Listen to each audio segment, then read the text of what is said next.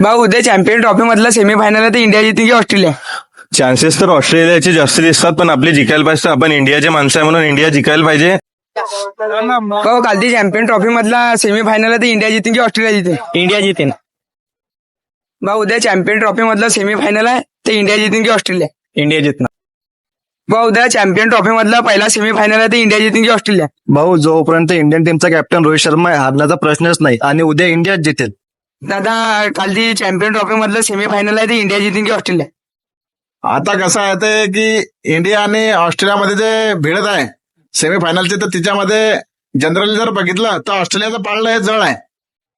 त्याच्यामुळे इंडियाचे चान्सेस थोडे कमीच वाटतात मला. तरी इंडिया जिंकेल अशी काही शंका वाटत नाही मला, कारण की ऑस्ट्रेलियाचं पाळणं जर ऍव्हरेज बघितलं तुम्ही मागचा इतिहास, तर ऑस्ट्रेलिया जिंकू शकते. आणि इंडियाचं थोडंसं म्हणजे त्यांना थोडं कामगिरी जर चांगली केली तर इंडिया जिंकू शकते.